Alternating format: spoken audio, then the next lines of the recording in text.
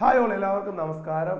നമ്മളിവിടെ കെമിസ്ട്രിയുടെ PSCക്ക് വന്ന കെമിസ്ട്രിയുടെ മുൻവർഷ ചോദ്യങ്ങളും അതിൻ്റെ എക്സ്പ്ലനേഷനുമാണ് നമ്മൾ ഈ ക്ലാസ്സിൽ ചെയ്യാൻ പോകുന്നത്. ഓക്കെ, ഈ അടുത്തിടയ്ക്ക് ചോദിച്ച ക്വസ്റ്റ്യനും അതിൻ്റെ എക്സ്പ്ലനേഷനുമാണ്. അത് നിങ്ങൾക്ക് ക്ലാസ് ഇഷ്ടപ്പെട്ടാൽ നിങ്ങൾ എന്ത് ചെയ്യുക, മാക്സിമം കൂട്ടുകാരിലേക്ക് ഷെയർ ചെയ്യാൻ മറക്കരുതും സബ്സ്ക്രൈബ് ചെയ്യാൻ മറക്കരുതും. നിങ്ങളുടെ സപ്പോർട്ടാണ് ഏറ്റവും വലുത്. ഓക്കെ, അങ്ങനെ ഉണ്ടെങ്കിൽ നമുക്ക് SCRT സീരീസ് ഒക്കെ നമുക്ക് ആരംഭിക്കാം. ഓക്കെ, ഈ വന്ന ക്വസ്റ്റ്യൻ അല്ല, ഈ അടുത്തിടയ്ക്ക് വന്ന ക്വസ്റ്റ്യൻ എല്ലാം നിങ്ങൾ ശ്രദ്ധിച്ചാൽ മതി. SCRT പുതിയ ടെക്സ്റ്റ് ബുക്കിൽ വന്ന ക്വസ്റ്റ്യനാണ്. ഓക്കെ, അങ്ങനെയാണ് നമുക്ക് ക്ലാസ്സിലേക്ക് കടക്കാം. ഓക്കെ അല്ലേ? ഒന്നാമത്തെ ക്വസ്റ്റ്യൻ, ലോഹസ്ഥാന ചലന പ്രതിപ്രവർത്തനങ്ങളെ കുറിച്ചുള്ള ശരിയായ പ്രസ്താവന എന്ത്? എന്താ ക്വസ്റ്റ്യൻ? ലോഹസ്ഥാന ചലന പ്രതിപ്രവർത്തനങ്ങളെ കുറിച്ചുള്ള ശരിയായ പ്രസ്താവന ഏത്? മക്കളെ, ഇത് 10ാം ക്ലാസ്സിലെ ഇലക്ട്രോ കെമിസ്ട്രി എന്ന ചാപ്റ്ററിൽ നിന്ന് ചോദിച്ച ക്വസ്റ്റ്യനാണ്. നിങ്ങൾ കേട്ട് കാണും, ആദേശ രാസപ്രവർത്തനം. എന്താ ആദേശ രാസപ്രവർത്തനം? ഞാൻ എക്സ്പ്ലെയിൻ ചെയ്യട്ടെ, നിങ്ങൾ ശ്രദ്ധിച്ചിരിക്കുക. ഓക്കെ അല്ലേ? അത് ആദ്യം പഠിക്കണമെങ്കിൽ നമുക്ക് എന്താണ് ക്രിയാശീല ശ്രേണി, എന്താണ് ക്രിയാശീല ശ്രേണി എന്ന് പഠിക്കണം. ക്രിയാശീല ശ്രേണി പഠിക്കണം. ഓക്കെ അല്ലേ? റിയാക്ടിവിറ്റി സീരീസ്, അതിനൊരു കോഡുണ്ട്, ഞാൻ പറഞ്ഞു തരാം. പഠിച്ചോ മക്കളെ? പറ. PSC കാരൻ മസില് പിടിച്ചു CMS ഗോളടിച്ചു. ഒന്ന് പഠിക്കാം മക്കളെ. PSC കാരൻ മസില് പിടിച്ചു CMS ഗോളടിച്ചു. PSC കാരൻ മസില് പിടിച്ചു CMS ഗോളടിച്ചു. ഓക്കെ അല്ലേ? P കൊണ്ട് ഈ കവി ഉദ്ദേശിക്കുന്നത് പൊട്ടാസ്യമാണ്. എല്ലാ ലോഹത്തിൻ്റെയും ആദ്യത്തെ അക്ഷരമാണ്. P കൊണ്ട് ഈ കവി ഉദ്ദേശിക്കുന്ന പൊട്ടാസ്യമാണ്. S എന്താ? സോഡിയം. C എന്താ? കാൽസ്യം. M എന്താ? Magnesium. A aluminium. Z zinc. I iron. Iron കഴിഞ്ഞ് 2 ലോഹം ഉണ്ട്, ഓർത്തു വെച്ചോ. അത് നിക്കലും ടിന്നുമാണ്. അയൺ കഴിഞ്ഞാൽ നിക്കലും ടിന്നുമാണ്. ഒന്ന് പഠിച്ച്. P എന്താ? പൊട്ടാസ്യം. S എന്താ? Sodium. C calcium. M magnesium. A aluminium. Z zinc. I iron. Nickel. Tin. Lead. L കൊണ്ട് കവി ഉദ്ദേശിക്കുന്നത് lead. C copper. M mercury. S silver. G gold. എളുപ്പമല്ലേ? PSC കാരൻ മസിൽ പിടിച്ചു CMS ഗോളടിച്ചു. PSC കാരൻ മസിൽ പിടിച്ചു CMS ഗോളടിച്ചു. നോക്കിയാ മക്കളെ? നോക്കിയാണ്ട. Potassium, sodium, calcium, magnesium, aluminium, zinc, iron, nickel, tin, lead. പിന്നെ ഒരു ഹൈഡ്രജൻ ഉണ്ട്. ഹൈഡ്രജൻ കഴിഞ്ഞാൽ copper, mercury, silver, gold. Okay അല്ലേ? കാരണം ഇത്രയും ലോഹങ്ങൾക്ക് ഹൈഡ്രജനേക്കാൾ റിയാക്ടിവിറ്റി കൂടുതലാണ്. ഇത്രയും ലോഹങ്ങൾക്ക് ഹൈഡ്രജനേക്കാൾ റിയാക്ടിവിറ്റി കുറവാണ്. പഠിച്ചോ? പറ. PSC കാരൻ മസിൽ പിടിച്ചു CMS ഗോളടിച്ചു. അപ്പൊ എന്താ ആദേശ രാസപ്രവർത്തനം? ഞാൻ ഒന്ന് പറയാൻ ശ്രദ്ധിച്ചു. ഒരു ലോഹ ലായനിയിൽ നിന്നും ക്രിയാശീലം കുറഞ്ഞ ലോഹം പോയിട്ട് ക്രിയാശീലം കൂടിയ ലോഹം വരുന്നു. ഈ പ്രവർത്തനമാണ് ആദേശ രാസപ്രവർത്തനം, അല്ലെങ്കിൽ അത് ഇംഗ്ലീഷ് ഡിസ്പ്ലേസ്മെന്റ് റിയാക്ഷൻ, അല്ലെങ്കിൽ ലോഹ സ്ഥാന ചലന പ്രതിപ്രവർത്തനം. ക്ലിയർ ആണോ? മനസ്സിലായെന്ന് മനസ്സിലായി? ഓക്കെ, നിങ്ങൾക്ക് വല്ലതും കിട്ടിയോ? ഇല്ലല്ലോ. അപ്പോൾ ഞാൻ എങ്ങനെയാണെന്ന് ജസ്റ്റ് പറഞ്ഞു തരാം. ഓക്കെ, ശ്രദ്ധിക്കുക. ഇപ്പോൾ കോപ്പർ സൾഫേറ്റ് ഒരു ലോഹലായനിയല്ലേ? ഉദാഹരണം നോക്കാം. Copper sulphate. നിങ്ങളൊരു ബസ്സിൽ പോവാന്ന് വിചാരിക്കുക. നിങ്ങളാണ് കോപ്പർ എന്ന് വിചാരിക്കുക. ഓക്കെ അല്ലേ? SO4 എന്ന് വെച്ചാൽ നിങ്ങൾ ഇരിക്കുന്ന സീറ്റ്. അപ്പം കോപ്പർ നിങ്ങളാണ്, SO4 നിങ്ങൾ ഇരിക്കുന്ന സീറ്റാണ്. ഇതിലേക്ക് നിങ്ങളുടെ അച്ഛൻ വരുന്നു, മഗ്നീഷ്യം. അപ്പോൾ നിങ്ങൾക്ക് അച്ഛനോട് ബഹുമാനം ഉണ്ടല്ലോ. അപ്പൊ എന്ത് ചെയ്യും? നിങ്ങൾ എണ്ണിച്ചു മാറും, അച്ഛൻ വന്ന് നിങ്ങളുടെ സീറ്റിൽ ഇരിക്കും. എന്ന് വെച്ചാൽ കോപ്പറല്ലേ നിങ്ങൾ മാറും. നിങ്ങളുടെ അച്ഛൻ വന്ന് SO4 വന്നിരിക്കും. ഇതാണ് എന്ത് മക്കളെ? Displacement reaction. മനസ്സിലായത്? ഒരു ലോഹ ലായനിയിൽ നിന്നും കോപ്പറിന് റിയാക്ടിവിറ്റി കുറവാണ്, അവൻ മാറിയിട്ട് റിയാക്ടിവിറ്റി കൂടിയ മഗ്നീഷ്യം വന്നിരിക്കുന്നു. ഈ പ്രവർത്തനമാണ് എന്താ? ആദേശ രാസപ്രവർത്തനം. ക്ലിയർ ആണോ എല്ലാവർക്കും? അപ്പൊ ഒന്ന് പറഞ്ഞ്, ഒരു ലോഹ ലായനിയിൽ നിന്നും ക്രിയാശീലം കുറഞ്ഞ ലോഹം പോയിട്ട് അവിടെ എന്ത് വരുന്നു? ക്രിയാശീലം കൂടിയ ലോഹം വരുന്നു. ഈ പ്രവർത്തനമാണ് ഡിസ്പ്ലേസ്മെന്റ് റിയാക്ഷൻ അല്ലെങ്കിൽ ആദേശ രാസപ്രവർത്തനം. മനസ്സിലായോ? ഒരു എക്സാമ്പിൾ, വേറെ എക്സാമ്പിൾ. ഇപ്പൊ MgSO4 ഞാൻ നേരത്തെ പറഞ്ഞത് കൂട്ട് തന്നെ. MgSO4 നിങ്ങൾ ബസ്സേ പോവുക. ഇപ്പോൾ നിങ്ങളാണ് SO4 ആണ് നിങ്ങൾ കുത്തിയിരിക്കുന്ന സീറ്റ്. മനസ്സിലായോ? അതിലേക്ക് നിങ്ങളുടെ അനിയൻ വരുക. എന്നിട്ട് പറയും, ചേച്ചി അല്ലെങ്കിൽ ചേട്ടാ ഒന്ന് മാറിത്തരാമോ, ഞാനിരിക്കാം. കാരണം നിങ്ങളെക്കാൾ റിയാക്ടിവിറ്റി കുറവ്, പ്രായം കുറവാണ് അനിയൻ അല്ലേ. അപ്പൊ പോയി പണി നോക്കാം നിങ്ങൾ പറയും. അപ്പൊ അവിടെ ഒരിക്കലും ഡിസ്പ്ലേസ്മെന്റ് റിയാക്ഷൻ നടക്കൂല. ഡിസ്പ്ലേസ്മെന്റ് റിയാക്ഷൻ നടക്കണമെങ്കിൽ വരുന്നവന് റിയാക്ടിവിറ്റി കൂടുതലായിരിക്കണം. ക്ലിയർ ആണോ? നിങ്ങളൊന്ന് മനസ്സിലായി. ആദ്യ ക്രിയാശീല ശ്രേണി ഒന്ന് പഠിക്കണം. അപ്പൊ ഞാൻ ഒരു കാര്യം ചോദിക്കാം.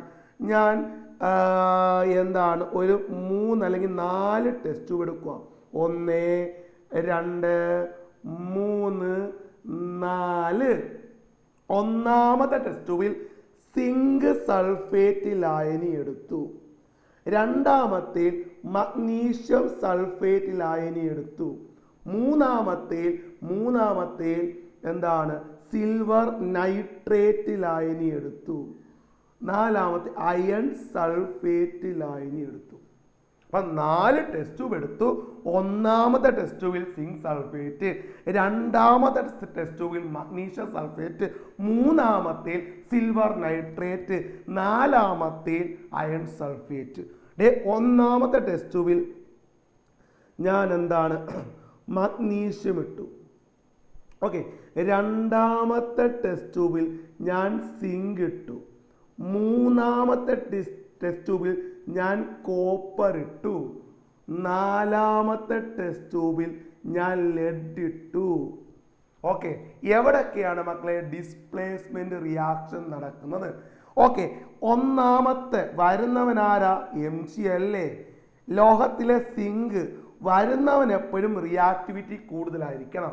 എൻ്റെ ക്വസ്റ്റ്യൻ, മഗ്നീഷ്യത്തിനാണോ സിങ്കിനാണോ റിയാക്ടിവിറ്റി കൂടുതൽ എന്ന് ചോദിച്ചാൽ നമുക്കറിയാം PSC-കാരൻ മസില്, മഗ്നീഷ്യം, അലൂമിനിയം കഴിഞ്ഞൊക്കെയാ സിങ്ക്.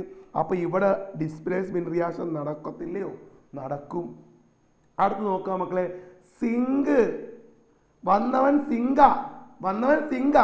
ലായനിയിൽ മഗ്നീഷ്യ. സിങ്കിനാണോ മഗ്നീഷ്യത്തിനാണോ റിയാക്ടിവിറ്റി കൂടുതലെന്ന് ചോദിച്ചാൽ ഒരേ പൊളിക്ക് നമുക്ക് പറയാം എന്തിനാണ്? മഗ്നീഷ്യത്തിനാ അല്ലേ. മസിലല്ലേ മഗ്നീഷ്യത്തിനാ. അപ്പൊ വരുന്നത് സിങ്കിന് ഇവിടെ ക്രിയാശീലത കുറവാണ്. അതുകൊണ്ട് ഇവിടെ ഒരിക്കലും ഡിസ്പ്ലേസ്മെന്റ് റിയാക്ഷൻ നടക്കൂല. പക്കയാണോ? ഇനി നോക്കിയേ അടുത്തത്. വരുന്നവൻ കോപ്പറ, ഈ ലായനിയിലെ സിൽവറ. നിങ്ങൾ പറ മക്കളെ, കോപ്പറിനാണോ സിൽവറിനാണോ റിയാക്ടിവിറ്റി കൂടുതൽ?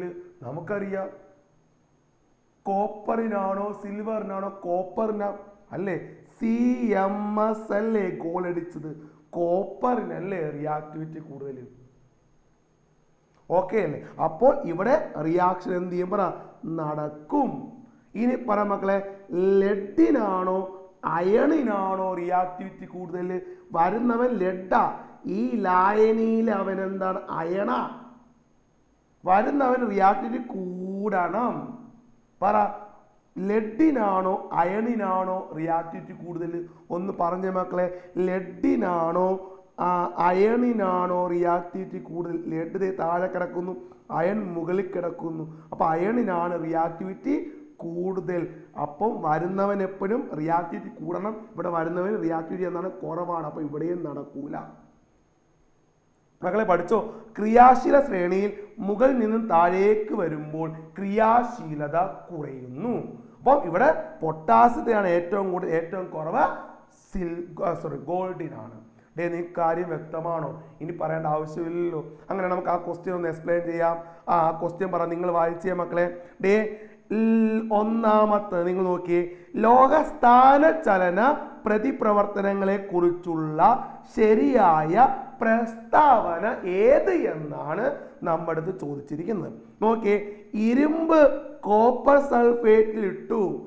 ഇരുമ്പ് കോപ്പർ സൾഫേറ്റ് ഇട്ടപ്പോൾ കോപ്പറിനെ നീക്കം ചെയ്യുന്നു എന്നാണ് ഒന്നാമത്തെ സ്റ്റേറ്റ്മെന്റ് കൊടുത്തേക്കുന്നത്. നോക്കിയേ, നിങ്ങൾ പറ, ഇതല്ലേ ലായനി? ലായനിയിലുള്ള കോപ്പർ, വരുന്നവൻ സിങ്ക്, ഏതിനാ റിയാക്ടിവിറ്റി കൂടുതൽ? വരുന്നവൻ സിങ്ക് അല്ല, വരുന്നവൻ ഇരുമ്പ്. കോപ്പർ ഇരുമ്പ്, വരുന്നവൻ ഇരുമ്പാണ്. അപ്പൊ ഈ കോപ്പറിനാണോ ഇരുമ്പിനാണോ റിയാക്ടിവിറ്റി കൂടുതൽ? നമുക്കറിയാം ഇരുമ്പിനാ. അപ്പൊ ഇവിടെ ആദേശ രാസപ്രവർത്തനം നടക്കത്തില്ലേ? ഒന്ന് ആലോചിച്ച്, വരുന്നത് ഇരുമ്പാണ്. ഓക്കെ, അതാ സ്ഥാന ചലന പ്രതിപ്രവർത്തനം. മനസ്സിലായത്? ഇങ്ങനെ സംഭവം നിങ്ങൾ നോക്കിയ മക്കളെ, ശ്രദ്ധിച്ച്. ഇരുമ്പ് അല്ലേ കോപ്പർ സൾഫേറ്റിൽ ഇട്ടു അല്ലേ? അപ്പൊ നോക്കിയേ, ഈ കോപ്പറിനാണോ അയണിനാണോ റിയാക്ടിവിറ്റി കൂടുതൽ? അയണിന. അപ്പൊ കോപ്പറിനെ കളഞ്ഞിട്ട് അവിടെ എന്ത് വരുന്നു? അയൺ സൾഫേറ്റ് പ്ലസ് എന്താ? കോപ്പർ ആകുന്നു. അപ്പൊ ഇവിടെ ലോഹത്തിന് സ്ഥാനം മാറിയില്ലേ? ചലനം സംഭവിച്ചില്ലേ? അതുകൊണ്ടാണ് ലോഹസ്ഥാന ചലന പ്രതിപ്രവർത്തനം എന്ന് പറയാൻ കാരണം. ഇനി നോക്കിയേ, സിങ്ക് മഗ്നീഷ്യം സൾഫേറ്റിൽ നിന്നും മഗ്നീഷ്യത്തെ നീക്കം ചെയ്യുന്നു. ഒന്നാലോചിച്ച്, സിങ്കിനാണോ മഗ്നീഷ്യത്തിനാണോ റിയാക്ടിവിറ്റി കൂടുതൽ? മഗ്നീഷ്യത്തിനാണ്. ഞാൻ പറഞ്ഞ മനസ്സിലായത് നിങ്ങൾക്ക്? വരുന്നവൻ എപ്പോഴും റിയാക്ടിവിറ്റി കൂടുതലാണ്. ഇവിടെ വരുന്നത് സിങ്കാണ്, സിങ്കിന് റിയാക്ടിവിറ്റി കുറവാണ്. അതുകൊണ്ട് ഇവിടെ ആദേശ രാസപ്രവർത്തനം നടക്കൂല. ഇനി പറ, കോപ്പർ ലെഡ് സൾഫേറ്റിൽ നിന്നും ലെഡിനെ നീക്കം ചെയ്യുന്നു. പറ്റുമോ? നിങ്ങൾ നോക്ക്, ലെഡിനാണോ കോപ്പർ? വരുന്നത് കോപ്പറാ. കോപ്പറിനാണോ ലെഡിനാണോ റിയാക്ടിവിറ്റി കൂടുതൽ? ലെഡിന്. കോപ്പർ അവസാനം CMS ഗോൾ അടിച്ചു. സെറ്റാണോ? നീ കാര്യം മനസ്സിലായി? അപ്പൊ ഇവിടെ റിയാക്ഷൻ നടക്കത്തില്ല. ഇനി പറ, മെർക്കുറി സിങ്ക് സൾഫേറ്റിൽ നിന്നും സിങ്കിനെ ആദേശം ചെയ്യുന്നു. ഓക്കെ അല്ലേ? മെർക്കുറി സിങ്ക് സൾഫേറ്റിൽ നിന്നും സിങ്കിനെ ആദേശം ചെയ്യുന്നു. പറ്റുമോ? കാരണം മെർക്കുറിക്ക് റിയാക്ടിവിറ്റി കുറവാ. അപ്പം വരുന്നവൻ ഇവിടെ വന്നത് മെർക്കുറിയാ, അവൻ റിയാക്ടിവിറ്റി കുറവായതുകൊണ്ട് അവിടെ ആദേശം നടക്കത്തില്ല. ആൻസർ ഈസ് എ ആണ്. സെറ്റ് ആണെന്ന് വിശ്വസിക്കുന്നു. അടുത്തിലോട്ട് ഞാൻ കടക്കാൻ പോവാണ്. രണ്ടാമത്തെ ക്വസ്റ്റ്യനിലേക്ക് കടക്കാൻ പോവാണ്. ഓക്കെ, രണ്ടാമത്തെ ക്വസ്റ്റ്യൻ ആണ് മക്കളെ, ശ്രദ്ധിക്കുക. അറ്റോമിക സംഖ്യ 120 ഉള്ള മൂലകത്തിന്റെ IUPAC നാമകരണം എന്താ? ഞാൻ ചോദിക്കട്ടെ, എന്താ ഈ IUPAC എന്ന് വെച്ചാൽ? എന്താ IUPAC? പറ. International union four pure and applied chemistry. ഒന്ന് പറഞ്ഞ്, international union four pure and applied chemistry.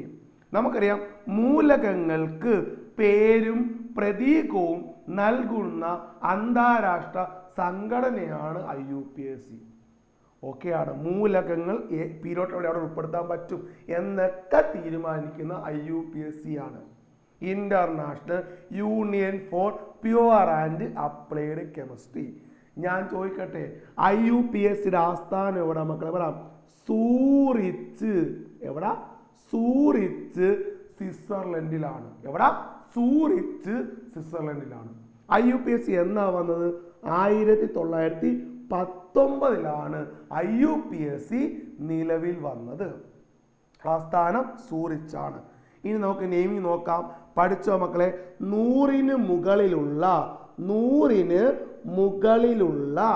മൂലകങ്ങളുടെ IUPAC നാമകരണം എന്താണ്?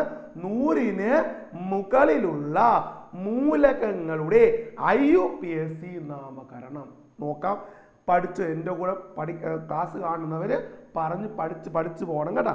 നോക്കിയേ, പഠിച്ചോ. 0 വന്നാൽ നില്ല്.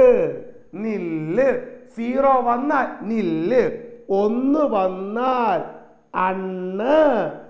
2 വന്നാൽ ബൈ പറ. 0 നിൽ, 1 അൺ, 2 ബൈ, 3 വന്നാൽ പറഞ്ഞു ട്രൈ, 3 വന്നാൽ ട്രൈ, 4 വന്നാൽ അതാണ് ക്വാഡ്.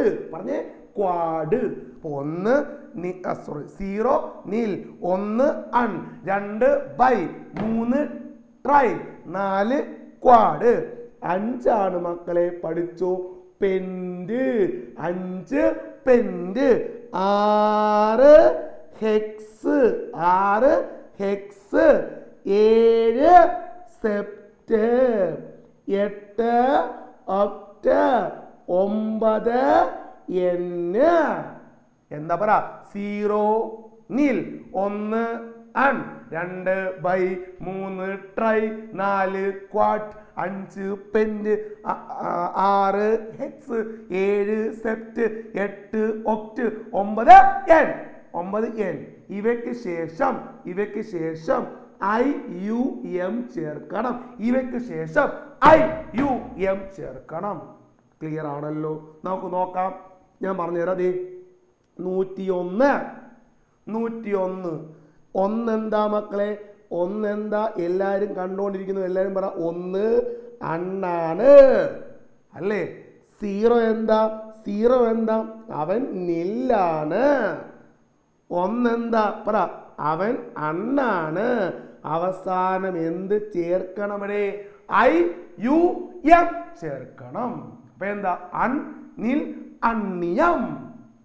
പക്കയാണല്ലോ? ഇനി ഞാനൊരു കാര്യം പറയട്ടെ. ഇതിനെ സിമ്പൽ എഴുതണം. സിമ്പൽ, പ്രതീകം. ഓക്കെ അല്ലേ? ഇപ്പൊ ഞാൻ പറയാം, ഒരു മൂലകത്തിന്റെ പ്രതീകം ഏത് മൂലകവും ആയിക്കോട്ടെ, മൂലകത്തിന്റെ പ്രതീകം എഴുതുമ്പോൾ ആദ്യത്തെ അക്ഷരം അത് ക്യാപിറ്റൽ ലെറ്റർ ആയിരിക്കും. ഇപ്പൊ അലൂമിനിയം A ക്യാപിറ്റൽ, L ആണ് small. Zinc Z capital, N small. ആദ്യത്തെ അക്ഷരം എന്തായിരിക്കും? ക്യാപിറ്റൽ ലെറ്ററും ബാക്കി എന്തായിരിക്കും? സ്മോൾ ആയിരിക്കും. നമുക്ക് എന്താണ് 101ാമത്തെ മൂലകത്തിന്റെ IUPAC പ്രതീകം നമുക്ക് നോക്കാം. നോക്കി, 1 അണ്ണല്ലേ? അണ്ണിന്റെ ആദ്യത്തെ അക്ഷരം U. ഓക്കെ. 0 നില്ലല്ലേ? നില്ലിന്റെ ആദ്യത്തെ അക്ഷരം N. 1 അണ്ണല്ലേ? ആദ്യത്തെ അക്ഷരം U. അപ്പൊ എന്താ? UNU. പറഞ്ഞേ UNU. മനസ്സിലായി? ഇനി എൻ്റെ ക്വസ്റ്റ്യൻ നിങ്ങൾ പറ മക്കളെ. 102 എല്ലാ കുഞ്ഞുങ്ങളും പറ മക്കളെ. 1 അണ്ണ് അല്ലേ? 0 നില്ല്. 2 ബൈ. അവസാനം IUM.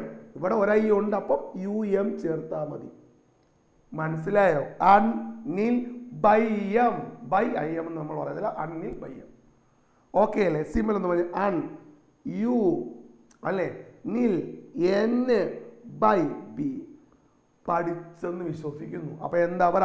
0 nil, 1 un, 2 bi, 3 tri, 4 quad, 5 pent, 6 hex, 7 sept, 8 oct, 9 N.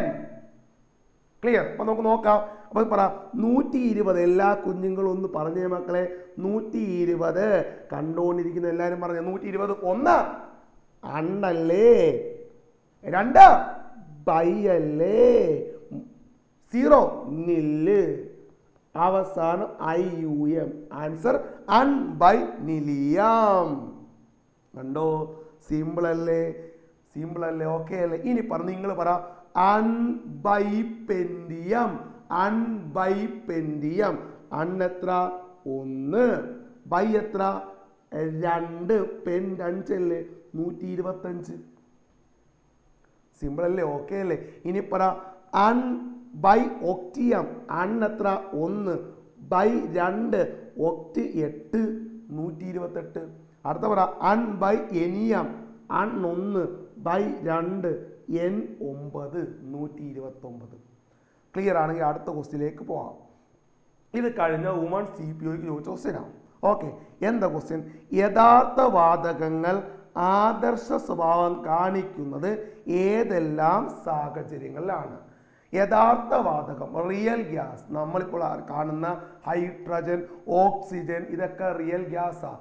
ഈ റിയൽ ഗ്യാസ് ഐഡിയൽ ഗ്യാസ്, അതാണ് ആദർശവാതക സ്വഭാവം കാണിക്കുന്നത് ഏതൊക്കെ സന്ദർഭങ്ങളിലാണ്?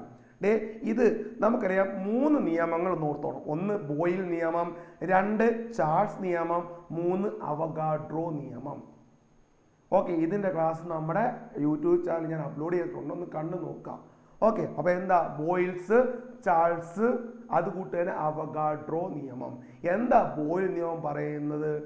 പറഞ്ഞേ, താപനില സ്ഥിരമായിരിക്കുമ്പോൾ ഒരു നിശ്ചിത മാസ് വാതകത്തിൻ്റെ മർദ്ദം അല്ലെങ്കിൽ വ്യാപ്തം മർദ്ദത്തിന് എന്തായിരിക്കും? വിപരീതാനുപാതമായിരിക്കും. എന്ന് വെച്ചാൽ V പ്രപ്പോർഷണൽ ടു 1/P അല്ലേ? മർദ്ദം കൂടുമ്പോൾ വ്യാപ്തം കുറയും. എന്തൊക്കെ ഇവിടെ സ്ഥിരം? താപനില സ്ഥിരമാണ് അല്ലേ? തന്മാത്രയുടെ എണ്ണം സ്ഥിരമാണ്, മാസ് സ്ഥിരമാണ്. ഈ ക്ലാസ് നമ്മൾ വ്യക്തമായിട്ട് നമ്മുടെ ചാനലിൽ സെപ്പറേറ്റ് ആയിട്ട് വാതക നിയമം എന്ന് പറഞ്ഞൊരു പ്ലേലിസ്റ്റ് ഉണ്ട്. അതിനകത്ത് വ്യക്തമായിട്ട് ഓരോ ഗ്രാഫ് ഉൾപ്പെടെ ഞാൻ പറഞ്ഞു തന്നിട്ടുള്ളതാണ്. അപ്പോൾ ഒന്ന് നോക്കുക. അപ്പം വ്യാപ്തം മർദ്ദത്തിന് വിപരീതാനുപാതമായിരിക്കും. മർദ്ദം കൂടുമ്പോൾ വ്യാപ്തം കുറയുന്നു. ഇതാണ് ബോയിൽ അണ്ണൻ പറഞ്ഞ കാര്യം. എന്നാൽ ചാൾസ് നിയമം പറഞ്ഞ മർദ്ദം സ്ഥിരമായിരിക്കുമ്പോൾ ഒരു നിശ്ചിത മാസ് വാതകത്തിന്റെ വ്യാപ്തം എന്ന് പറയുന്നത് താപനിലയ്ക്ക് നേരനുപാതമായിരിക്കും. താപനില കൂടുമ്പോൾ വ്യാപ്തം കൂടും, താപനില കുറയുമ്പോൾ വ്യാപ്തം കുറയും. അപ്പൊ എന്തൊക്കെ കോൺസ്റ്റന്റ്? മർദ്ദം കോൺസ്റ്റന്റ് ആണ്, അതുകൂട്ട് തന്നെ തന്മാത്രയുടെ എണ്ണം, അതാണ് N കോൺസ്റ്റന്റ് ആണ്, മാസും കോൺസ്റ്റന്റ് ആണ്. ഇതാണ് മക്കളെ എന്ത്? ചാൾസ് നിയമം. എന്താ അവഗാഡ്രോ നിയമം പറയുന്നത്? താപനില, മർദ്ദം എന്നിവ സ്ഥിരമായിരിക്കുമ്പോൾ ഒരു വാതകത്തിന്റെ വ്യാപ്തം അതിലടങ്ങിയിട്ടുള്ള തന്മാത്രയുടെ എണ്ണത്തിന് നേരനുപാതമായിരിക്കും. എന്ന് വെച്ചാൽ തന്മാത്രയുടെ എണ്ണം കൂടിയാൽ വ്യാപ്തം കൂടും. എന്താ കോൺസ്റ്റന്റ്? താപനിലയും മർദ്ദവും. ക്ലിയർ ആണോ? ക്ലിയർ ആണോ? കൂടുതൽ ഓക്കെ അല്ലേ? ഇതാണ് അവഗാഡ്രോ നിയമം. മക്കളെ പഠിച്ചോ? ബോയിൽ നിയമം, ചാൾസ് നിയമം, അവഗാഡ്രോ നിയമം, ഇത് 3 നിയമങ്ങൾ കമ്പൈൻ ചെയ്തുണ്ടാക്കിയ ഇക്വേഷൻ ആണ് എന്ത്? Ideal gas equation. ഞാൻ ഒന്നും കൂടെ പറയാം. ഏതൊക്കെയാ? ബോയിൽ നിയമം, ചാൾസ് നിയമം, അവഗാഡ്രോ നിയമം. ഈ 3 നിയമങ്ങൾ കമ്പൈൻ ചെയ്തുണ്ടാക്കിയ സമവാക്യമാണ് കമ്പൈൻഡ് ഗ്യാസ് സമവാക്യമാണ് ഐഡിയൽ ഗ്യാസ് ഇക്വേഷൻ അല്ലെങ്കിൽ ആദർശ വാതക സമവാക്യം. ഓക്കെ, നമുക്ക് നോക്കാം ഏതൊക്കെയാ. ബോയിൽ നിയമം ഏതാ? V പ്രപ്പോർഷണൽ ടു എന്താണ്? 1/P. ഇതിന് ഇക്വേഷൻ നമ്പർ 1 കൊടുത്തു.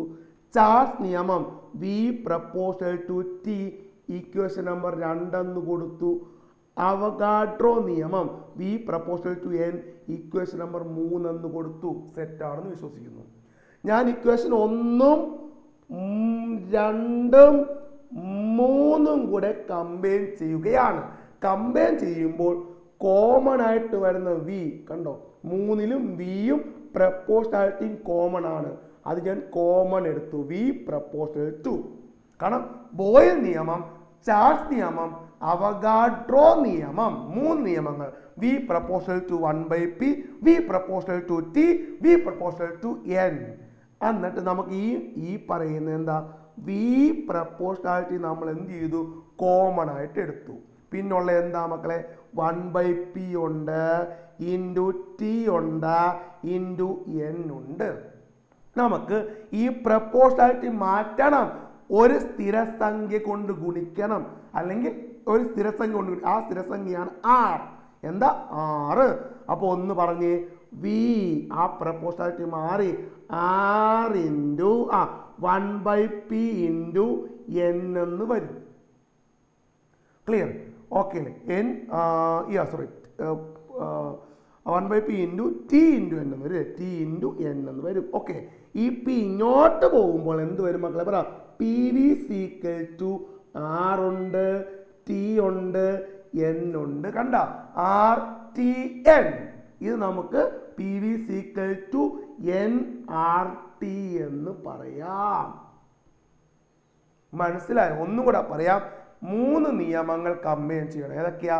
ബോയിൽ നിയമം, ചാൾസ് നിയമം, അവഗാഡ്രോ നിയമം. എന്താ ബോയിൽ നിയമം? V = 1/p. Charles V = T. അതുകൂട്ട് തന്നെ അവഗാഡ്രോ V = N. ഈ പ്രപ്പോർഷണാലിറ്റി മാറ്റണം. അല്ല സോറി, ഇത് ഞാൻ കോമൺ ആയിട്ട് എടുക്കുമ്പോൾ V പ്രപ്പോർഷണാലിറ്റി എന്തായിട്ട് എടുത്തു? കോമൺ ആയിട്ട് ഞാൻ എടുത്തു. പിന്നുള്ള എന്താ? 1/p × T × N എന്ന് വരും. ക്ലിയർ? ഓക്കെ അല്ലേ? ഈ പ്രപ്പോർഷണാലിറ്റി മാറ്റാൻ ഒരു സ്ഥിരസംഖ്യയെ 6 കൊണ്ട് ഗുണിച്ചപ്പോൾ V = R × 1/p × T × N എന്ന് വരും. ക്ലിയർ? മനസ്സിലായോ എല്ലാവർക്കും? ഓക്കെ അല്ലേ? അപ്പം പി ഇങ്ങോട്ട് വരും. PV = RT അറേഞ്ച് ചെയ്ത് PV = nRT. ഇതാണ് ഐഡിയൽ ഗ്യാസ് ഇക്വേഷൻ. ഞാൻ ചോദിക്കാം, ഏതൊക്കെ വാതക നിയമങ്ങൾ കമ്പൈൻ ചെയ്താണ് ഐഡിയൽ ഗ്യാസ് ഇക്വേഷൻ അല്ലെങ്കിൽ ആദർശ വാതക സമവാക്യം ഉണ്ടാക്കിയെന്ന് ചോദിച്ചാൽ ബോയിൽസ്, ചാൾസ്, അവഗാഡ്രോ. അപ്പൊ ഇതിനെ പറയുന്ന പേരാണ് ഐഡിയൽ ഗ്യാസ് ലോ. ആദർശ വാതക നിയമങ്ങൾ ഏതൊക്കെയാ? Boils, Charles, Avogadro. ക്ലിയർ ആണോ എല്ലാവർക്കും? ഇനി ഒരു കാര്യം നമുക്കറിയാം, സാധാരണ വാതകം ഏതും ആയിക്കോട്ടെ, സാധാരണ വാതകത്തെ നമുക്ക് മർദ്ദം ഉപയോഗിച്ച് എന്താക്കി മാറ്റാൻ പറ്റും? ദ്രാവകമാക്കി മാറ്റാൻ പറ്റും. അതല്ലേ നമ്മുടെ എന്താണ് അമോണിയ ഒരു വാതക, ലിക്വിഡ് അമോണിയ കേട്ടതില്ലേ? എങ്ങനെ അമോണിയെ മർദ്ദം ഉപയോഗിച്ച് എന്താണ് ദ്രാവകമാക്കി മാറ്റാൻ സാധിക്കും? നമുക്കറിയാം കംപ്രസ്, നമ്മുടെ എ സിയിൽ അകത്തെ ഫ്രിയോൺ പോലുള്ള വാതകങ്ങളാണ് എവിടെ നിറച്ചിരിക്കുന്നത്? AC നിറച്ചിരിക്കുന്നത്. അതിനകത്ത് കംപ്രസർ അറിയാവോ? പുറകിലൊരു AC കംപ്രസർ. എന്താ അതിൻ്റെ ധർമ്മം? അതിനകത്തുള്ള വാതകത്തെ കംപ്രസ് ചെയ്ത് എന്താക്കി മാറ്റുന്നു? ലിക്വിഡാക്കി മാറ്റുന്നു. അങ്ങനല്ലേ AC പുറകെ വെള്ളം വീഴുന്നത്. അപ്പം സാധാരണ വാതകത്തെ നമുക്ക് മർദ്ദം ഉപയോഗിച്ച് എന്താക്കി മാറ്റാം? മർദ്ദം അപ്ലൈ ചെയ്താൽ എന്താക്കി മാറ്റാം? ദ്രാവകമാക്കി മാറ്റാം. കാരണം സാധാരണ വാതകങ്ങൾ തന്മാത്ര തമ്മിൽ കുറച്ചെങ്കിലും ആകർഷണ ബലമുണ്ട്. എന്നാൽ ഐഡിയൽ ഗ്യാസ് ആണെങ്കിൽ തന്മാത്രകൾ തമ്മിൽ ഒരു ആകർഷണ ബലവും ഇല്ല. അതുകൊണ്ട് ഒരിക്കലും ഐഡിയൽ ഗ്യാസിനെ, ആദർശവാതകത്തെ ലിക്വിഫൈ ചെയ്യാൻ ബുദ്ധിമുട്ടാണ്, ദ്രാവകമാക്കാൻ ബുദ്ധിമുട്ടാണ്. ദ്രാവകമാക്കണമെങ്കിൽ എന്ത് ചെയ്യണം? പ്രഷർ കൂട്ടിയാൽ എന്താക്കി മാറ്റാൻ പറ്റും? നിങ്ങൾ ആലോചിച്ച്, പ്രഷർ അപ്ലൈ ചെയ്ത് കഴിഞ്ഞാൽ എന്താക്കി മാറ്റാൻ പറ്റും? വാതകത്തെ ദ്രാവകമാക്കി മാറ്റാൻ പറ്റും അല്ലേ? തണുപ്പിക്കാൻ മീൻസ് ടെമ്പറേച്ചർ കുറച്ചാലും നമുക്ക് എന്താണ് അല്ലേ? നമ്മൾ വെള്ളം ഐസാക്കുന്ന എങ്ങനെ? നമ്മൾ ആ ഫ്രിഡ്ജിൽ കൊണ്ട് വെക്കുമ്പോൾ ആ ടെമ്പറേച്ചർ കുറയും. ടെമ്പറേച്ചർ കുറഞ്ഞാലും എന്താണ്? ഒരു വാതകത്തെ ദ്രാവകമാക്കി മാറ്റാം. ഒരു വാതകത്തെ ദ്രാവകമാക്കി മാറ്റുന്ന 2 കണ്ടീഷൻ. ഒന്ന്, പ്രഷർ എന്തായിരിക്കണം? കൂട്ടണം. പ്രഷർ കൂട്ടുക, കംപ്രസ് ചെയ്യുക. ടെമ്പറേച്ചർ എന്ത് ചെയ്യാം? കുറയ്ക്കുക. എന്നാൽ ഐഡിയൽ ഗ്യാസിനെ ഒരിക്കലും എന്താക്കി മാറ്റാൻ പറ്റത്തില്ല? ദ്രാവകമാക്കി മാറ്റാൻ പറ്റത്തില്ല. ദ്രാവകമാക്കി മാറ്റാൻ പറ്റാത്ത കണ്ടീഷൻ ഇതിൻ്റെ ഓപ്പോസിറ്റ് അല്ലേ? മർദ്ദം എന്ത് ചെയ്യുക? കുറയ്ക്കുക. താപനില എന്ത് ചെയ്യുക? കൂട്ടുക അല്ലേ? മർദ്ദം കുറച്ചാലും താപനില കൂട്ടിയാലും ഒരിക്കലും ഗ്യാസിനെ എന്താക്കി മാറ്റാൻ പറ്റത്തില്ല? ലിക്വിഫൈ ചെയ്യാൻ പറ്റത്തില്ല. അപ്പൊ ഐഡിയൽ ഗ്യാസ് വാതകമാണെങ്കിൽ എപ്പോഴും എന്തായിരിക്കണം? പ്രഷർ കുറവും ടെമ്പറേച്ചർ കൂടുതലുമായിരിക്കണം. എല്ലാ താപനിലയിലും മർദ്ദത്തിലും PV = nRT എന്ന ഇക്വേഷൻ അനുസരിക്കുന്ന വാതകങ്ങളാണ്. എല്ലാ താപനിലയിലും മർദ്ദത്തിലും PV = nRT എന്ന ഇക്വേഷൻ അനുസരിക്കുന്ന വാതകങ്ങളാണ് ഐഡിയൽ ഗ്യാസ് എന്ന് പറയുന്നത്. എല്ലാ താപനിലയിലും മർദ്ദത്തിലും എന്താണ്? ഈ ഇക്വേഷൻ ഒബേ ചെയ്യണം. ആ വാതകമാണ് എന്ത്? Ideal gas. എല്ലാ താപനിലയിലും മർദ്ദത്തിലും ഒരിക്കലും ഈ ഇക്വേഷൻ ഒബേ ചെയ്യത്തില്ല. ഈ ഇക്വേഷൻ അനുസരിക്കണമെങ്കിൽ എപ്പോഴും മർദ്ദം കുറവും താപനില കൂടുതലുമായിരിക്കണം. അപ്പൊ റിയൽ ഗ്യാസ്, യഥാർത്ഥ വാതകം ഐഡിയൽ ഗ്യാസിൽ സ്വഭാവം കാണിക്കണമെങ്കിൽ എപ്പോഴും മർദ്ദം കുറവും താപനില കൂടുതലുമായിരിക്കണം. ഇങ്ങനാണെങ്കിൽ മാത്രമേ ഈ ഇക്വേഷൻ ഒബേ ചെയ്യത്തുള്ളൂ. കണ്ടല്ലോ, നോക്കിയേ. ആദർശവാതകം എന്നതൊരു സങ്കല്പമാണ്, ഒരു ഇമാജിനറി ഗ്യാസ് ആണ്. ആദർശവാതകത്തിൽ തന്മാത്ര തമ്മിൽ യാതൊരു വിധത്തിലുമുള്ള ആകർഷണ ബലമില്ല. PV=nRT ആണ് ഐഡിയൽ ഗ്യാസ്. R എന്ന് വെച്ചാൽ യൂണിവേഴ്സൽ ഗ്യാസ് കോൺസ്റ്റന്റ്. കണ്ട, ഓക്കെ അല്ലേ? R എന്നത് എന്താണ്? യൂണിവേഴ്സൽ ഗ്യാസ് കോൺസ്റ്റന്റ് അല്ലെങ്കിൽ സ്ഥിരസംഖ്യയാണ്, വാതക സ്ഥിരസംഖ്യയാണ്. നോക്കിയേ, എല്ലാ താപനിലയിലും മർദ്ദത്തിലും ഈ സമവാക്യം അനുസരിക്കുന്ന വാതകങ്ങളാണ് ഐഡിയൽ ഗ്യാസ് എന്ന് പറയും. നോക്കിയേ, അപ്പൊ എന്താ? മർദ്ദം കുറവും എവിടെ? താഴ്ന്ന മർദ്ദം താഴ്ന്ന താപനില അല്ല, താപനില കൂടുതലാ. താഴ്ന്ന മർദ്ദം ഉയർന്ന താപനില അല്ലേ? താഴ്ന്ന മർദ്ദം തെറ്റാ. താഴ്ന്ന മർദ്ദം ഉയർന്ന താപനില. ആൻസർ ബി ആണ്. അപ്പൊ 3 ക്വസ്റ്റ്യന്റെ എക്സ്പ്ലനേഷൻ മനസ്സിലായോ? ഇനി ഒരു ക്വസ്റ്റ്യനും കൂടെ നമുക്ക് നോക്കാം. ഓക്കെ അല്ലേ? ലാസ്റ്റ് ഒരു ക്വസ്റ്റ്യനും കൂടെ. എന്താ ക്വസ്റ്റ്യൻ? ഇതും കഴിഞ്ഞ വുമൺസ് CPOയ്ക്ക് ക്വസ്റ്റ്യനാണ്. താഴെ കൊടുത്തിരിക്കുന്ന ജോഡികളിൽ സമ ഇലക്ട്രോണിക വർഗങ്ങൾ ആയതേതെല്ലാം? സമ ഇലക്ട്രോൺ വർഗങ്ങൾ ആയതേതെല്ലാം? എന്താ മക്കളെ സമ ഇലക്ട്രോൺ ജോഡി എന്ന് പറയുന്നത്? ഒന്നുമില്ല, ഒരാറ്റം അല്ലെങ്കിൽ അയോൺ ആകുമ്പോൾ ഇലക്ട്രോണുകളുടെ എണ്ണം തുല്യമായിരിക്കും. ഒന്നും കൂടെ പറയാം, ഒരാറ്റം അല്ലെങ്കിൽ അയോൺ ആകുമ്പോൾ ഇലക്ട്രോണിന്റെ എണ്ണം തുല്യമായിരിക്കണം. അതാണ് ഐസോ ഇലക്ട്രോണിക് സ്പീഷ്യസ്. ഐസോ എന്ന് പറയുന്നത് അല്ലെങ്കിൽ സമം എന്ന് പറയുന്നത് ഐസോ ഇലക്ട്രോണിക്. സമം എന്ന ഐസോ സമം, ഇലക്ട്രോൺ സമ ഇലക്ട്രോൺ, അതാണ് എന്ത്? ഐസോ ഇലക്ട്രോണിക് സ്പീഷ്യസ്. ക്ലിയർ ആണോ? ഇതിനു മുന്നേ ഒരു കാര്യം നിങ്ങൾക്കറിയാം. എന്താണ് അയോൺസ്? പഠിച്ചോ. ചാർജ് ഉള്ള ആറ്റങ്ങളാണ് അയോണുകൾ. പറഞ്ഞാൽ പറ, ചാർജ് ഉള്ള ആറ്റങ്ങളാണ് എന്ത്? അയോണുകൾ. അയോൺ ഉണ്ടാകാൻ കാരണം ഇലക്ട്രോണിന്റെ എണ്ണത്തിൽ ഉണ്ടാകുന്ന വ്യത്യാസം. അപ്പൊ ഞാൻ ഒന്നും കൂടെ പറയാം. എന്താ അയോൺ എന്ന് വെച്ചാൽ ചാർജ് ഉള്ള ആറ്റം. നമുക്കറിയാം ആറ്റം വൈദ്യുതപരമായി എന്താണ്? ചാർജ് ഇല്ല. എന്നാൽ ചാർജ് ഉള്ള ആറ്റമാണ് എന്ത്? അയോൺ എന്ന് പറയും. അയോൺ ഉണ്ടാകാൻ കാരണം ഇലക്ട്രോണിന്റെ എണ്ണത്തിൽ ഉണ്ടാകുന്ന വ്യത്യാസം. പഠിച്ചു വെച്ചോ മക്കളെ. പോ പോ നേ നേ പറ. പോ പോ നേ നേ. പോ പോ നേ നേ. പോകുമ്പോൾ പോസിറ്റീവ്, നേടുമ്പോൾ നെഗറ്റീവ്. എന്ത് പോകുമ്പോൾ? ഇലക്ട്രോൺ പോകുമ്പോൾ പോസിറ്റീവ്, ഇലക്ട്രോൺ നേടുമ്പോൾ നെഗറ്റീവ്. പോ പോ നേ നേ. പോകുമ്പോൾ പോസിറ്റീവ്, നേടുമ്പോൾ നെഗറ്റീവ്. മനസ്സിലായോ? ഇലക്ട്രോൺ പോകുമ്പോൾ പോസിറ്റീവ്, ഇലക്ട്രോൺ നേടുമ്പോൾ നെഗറ്റീവ്. അതുകൊണ്ട് അയോൺസ് ഉണ്ടാകാൻ കാരണം പഠിച്ചു വെച്ചോ. ഇലക്ട്രോണിന്റെ എണ്ണത്തിൽ ഉണ്ടാകുന്ന വ്യത്യാസം. അയോൺസ് 2 തരമുണ്ട്. ഒന്ന് കാറ്റയോണ്, 2 ആനയോണ്. കാറ്റ് എന്ന് വെച്ചാൽ തത്തമ്മേ, പൂച്ച പൂച്ച പൂച്ച, പ പ പ പോസിറ്റീവ് ചാർജ്. ആന ആന നെഗറ്റീവ്. കാറ്റയോണിന് പോസിറ്റീവ് ചാർജും ആനയോണിന് നെഗറ്റീവ് ചാർജും. മനസ്സിലായോ? ഒരു മൂലകത്തിന്റെ പേട്ടത്തലയ്ക്ക് പോസിറ്റീവ് കണ്ടാൽ ഇലക്ട്രോൺ പോയി. എന്താ? ഒരു മൂലകത്തിന്റെ പേട്ടത്തലയ്ക്ക് പോസിറ്റീവ് കണ്ടാൽ ഇലക്ട്രോൺ പോയി.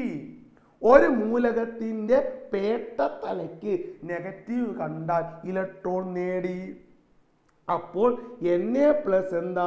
പോസിറ്റീവ് അല്ലേ? കാറ്റയോണും Cl- എന്താ? ആനയോണുമാണ്. ഓക്കെ. ഒരു മൂലകത്തിന്റെ പേട്ടത്തലയ്ക്ക് പോസിറ്റീവ് കണ്ട ഇലക്ട്രോൺ പോയി, നെഗറ്റീവ് ആണ് ഇലക്ട്രോൺ സ്വീകരിച്ചു. ഇത്ര കാര്യം. ഓക്കെ. ഇവിടെ Na മുകളിൽ ഒരു പോസിറ്റീവാ, ഒരു ഇലക്ട്രോൺ പോയി. Cl മുകളിൽ ഒരു നെഗറ്റീവാ, ഒരു ഇലക്ട്രോൺ നേടി. അപ്പം പറ, Mg2+ കണ്ടോണ്ടിരിക്കുന്നവരുടെ 2 ഇലക്ട്രോൺ പോയി അല്ലേ? കാരണം Mgയുടെ പേട്ടത്തലയ്ക്ക് 2 2 ഇലക്ട്രോൺ പോയി. O2 മൈനസ് 2 ഇലക്ട്രോൺ നേടി. ഇതറിയാമെങ്കിൽ നമുക്ക് ഐസോ ഇലക്ട്രോണിക് സ്പീഷ്യസ് പഠിക്കാൻ പറ്റത്തുള്ളൂ. പഠിച്ചിട്ട് ഒരു ഉദാഹരണം ഞാൻ പറയാം. ഉദാഹരണം Na+. ഓക്കെ, ആദ്യം അറ്റോമിക് നമ്പർ പഠിക്കണം മക്കളെ. ഒരു 30 മൂലകത്തിൻ്റെ അറ്റോമിക് നമ്പറെങ്കിലും നിങ്ങൾ പഠിക്കണം. ഞാൻ വേണമെങ്കിൽ അതിൻ്റെ ഒരു കോഡ് നെക്സ്റ്റ് ക്ലാസ്സുകളിൽ ഞാനൊന്ന് പറഞ്ഞുതരാം. 30 പഠിച്ചേ പറ്റത്തുള്ളൂ, പലയിടത്തും നമ്മൾ യൂസ് ചെയ്യും. ക്ലിയർ? അപ്പം 30 1 മുതൽ 30 വരെ, ഹൈഡ്രജൻ മുതൽ സിങ്ക് വരെയെങ്കിലും ജസ്റ്റ് ഒന്ന് പഠിച്ചു വെക്കണം. പലയിടത്തും അത് യൂസ് ചെയ്യും. അത് ഞാൻ കോഡ് ചെയ്യാൻ ഒരു ക്ലാസ് ആയിട്ട് എന്ത് ചെയ്യാം, ചെയ്തു തരാം. ഓക്കെ, അപ്പം Na+, നമുക്കറിയാം സോഡിയം Na+, ഒരു കുറച്ച് Na+, അത് കൂട്ടാൻ Mg2+, F-, ഓക്കെ അല്ലേ, Ne അത് കൂട്ടാൻ Ca2+. ഞാൻ കുറച്ചെണ്ണം എഴുതി. സോഡിയത്തിൻ്റെ അറ്റോമിക് നമ്പർ എത്ര? 11. നമുക്കറിയാം അറ്റോമിക് നമ്പർ എത്രയാണോ അതാണ് ഇലക്ട്രോണിൻ്റെ എണ്ണം അല്ലേ. അറ്റോമിക് നമ്പറാണ് പ്രോട്ടോണിൻ്റെ എണ്ണം. എല്ലാ ആറ്റത്തിലും പ്രോട്ടോണിൻ്റെയും ഇലക്ട്രോണിൻ്റെ എണ്ണം സെയിം അല്ലേ. അപ്പം അറ്റോമിക് നമ്പർ എത്ര ആണോ അതാണ് ഇലക്ട്രോണിൻ്റെ എണ്ണം. സോഡിയത്തിൻ്റെ അറ്റോമിക് നമ്പർ 11 ആയതുകൊണ്ട് ഇലക്ട്രോൺ 11. അപ്പോൾ Na+, ഈ സോഡിയത്തിന് 11 ഇലക്ട്രോൺ ഉണ്ട്. ഓക്കെ, ഒരു ഇലക്ട്രോൺ പോയി, ലാസ്റ്റ് 11 1 പോയാൽ നമുക്കറിയാം അത് 10. കത്തിയോ? ക്ലിയർ ആണോ? ഇനി പറ, മഗ്നീഷ്യം അറ്റോമിക് നമ്പർ 12. എന്ന് വെച്ചാടാ ഇലക്ട്രോൺ 12 അല്ലേടാ? 12 അല്ലേ ഇലക്ട്രോൺ? അപ്പൊ 2 ഇലക്ട്രോൺ പോയി, 12 2 പോയാൽ 10. മനസ്സിലായോ? ഇനി എഫ് ഫ്ലൂറിൻ്റെ അറ്റോമിക് നമ്പർ 9. പക്ഷേ ഫ്ലൂറിൻ്റെ പേട്ട തലയ്ക്ക് മൈനസാ. അപ്പോൾ ഒരെണ്ണം നേടി, ഓൾറെഡി 9 ഉണ്ട് അവൻ്റെ. F- ആകുമ്പോൾ ഒരെണ്ണം നേടി 10 വന്ന്. Neon already 10. Calcium 20. Calcium 20. Calcium 20 ആണല്ലോ. പക്ഷേ Ca2+ 20 2 പോയി 18. ഇത്ര ഉള്ള കാര്യം. ഇതറിയണമെങ്കിൽ അത് അറ്റോമിക് നമ്പർ അറിയണം കേട്ടാ. അപ്പൊ എന്താ നോക്കി, അപ്പൊ നോക്കി ഇവിടെ നോക്കി, Na+, Mg2+, F-, Ne, ഇതിൻ്റെ അകത്തെല്ലാം എന്താ ഇലക്ട്രോണിൻ്റെ എണ്ണം കണ്ടോടെ സെയിം അല്ലേ. അപ്പൊ ഇതിനകത്ത് Na+, Mg2+, F-, Neയും ഐസോ ഇലക്ട്രോണിക് സ്പീഷ്യസ് ആണ്. ഇത് ഐസോ ഇലക്ട്രോണിക് സ്പീഷ്യസ് അല്ലടേ. ക്ലിയർ? വേറൊരു എക്സാമ്പിൾ നോക്കിയേ, വേറൊരു എക്സാമ്പിൾ ഞാൻ പറഞ്ഞുതരാം. അപ്പോൾ അതെ ഓക്കെ, Ca2+, Sc3+, Cl-, മനസ്സിലായോ? അതുകൂട്ട് തന്നെ Li+. ഓക്കെ, നമുക്ക് നോക്കാം. പറ, കാൽസ്യത്തിന് അറ്റോമിക് നമ്പർ എത്ര കുഞ്ഞുങ്ങളെന്ന് പറഞ്ഞേ? 20.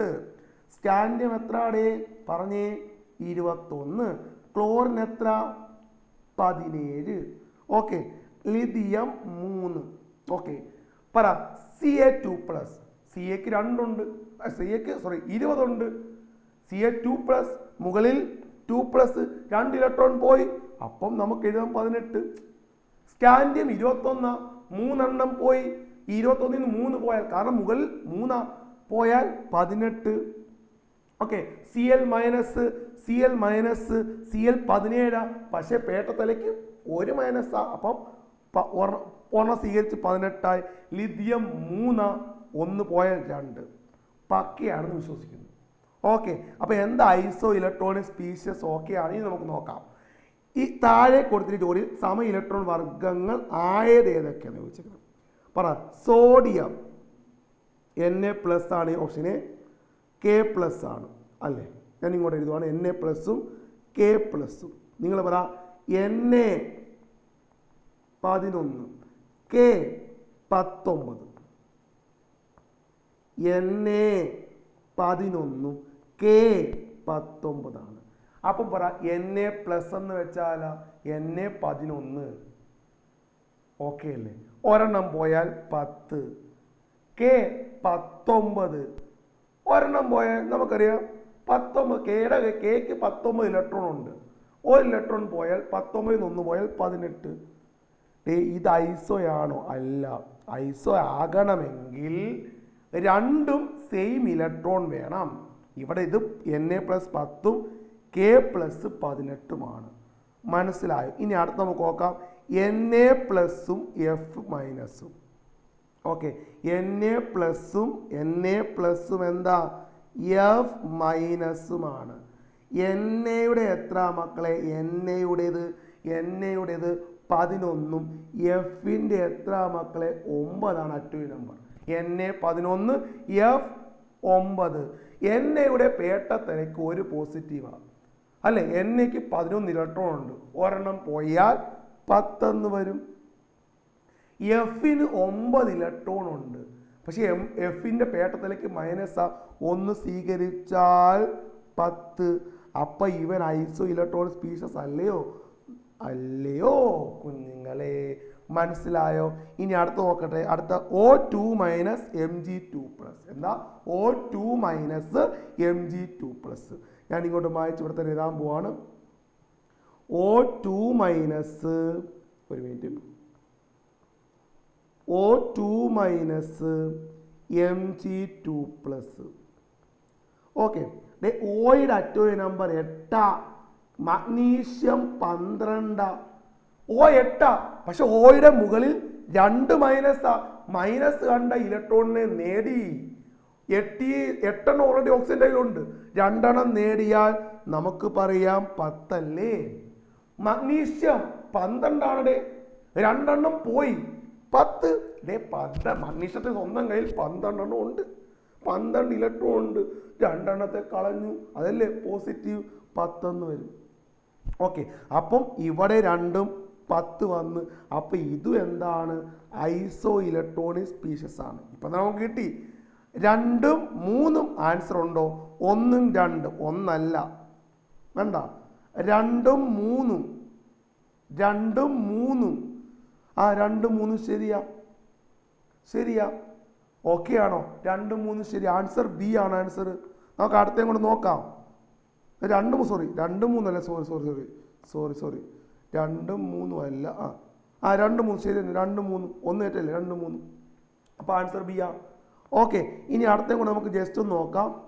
ഓക്കെ, ഇനി Ca2+. എന്താ? Ca2+ അല്ലേ? അത് കൂട്ടിനെ Al3+. ഓക്കെ, അത് വരത്തില്ല ഓൾറെഡി. ഓക്കെ, അപ്പൊ നോക്കാം. Ca കാൽസ്യം എന്താണ്? 20 അല്ലേ? അലൂമിനിയം എന്താണ്?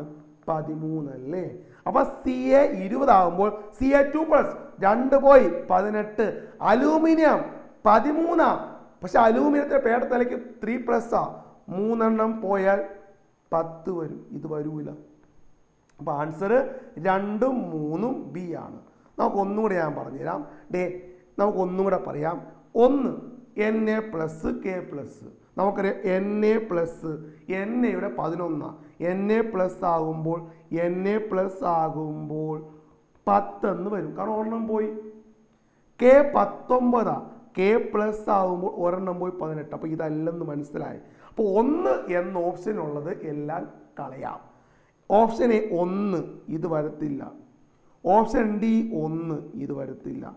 2ഉം 3ഉം 2ഉം 4. മനസ്സിലായോ? ഇനി ഇത് ചെയ്യുക. Na+, നമുക്കറിയാം Na 11, Na+ 10. F അല്ലേ? Na+ 10, F 9, F മൈനസ് എത്ര വരും? 10 വരും. അപ്പൊ അവൻ ഈ ഇലക്ട്രോണാണ്. അപ്പം എത്ര കിട്ടി? 2 ഓക്കെയാണ്. ഇനി മൂന്നാമത്തെ നോക്കാം. O2-, ഓക്സിജൻ 8, 2- ആകുമ്പോൾ 10. മനസ്സിലായോ എല്ലാവർക്കും? ഇനി Al3+, Al 13, 3 പോയാൽ 10. അപ്പൊ ആൻസർ 2ഉം 3ഉം എന്ന് പറയാം. 4 ചെയ്തില്ലെങ്കിലും കുഴപ്പമില്ല.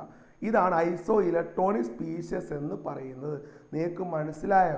ഒരാറ്റം അല്ലെങ്കിൽ അയോൺ ആകുമ്പോൾ ഇലക്ട്രോൺ സമം ഒരുപോലെ വരും.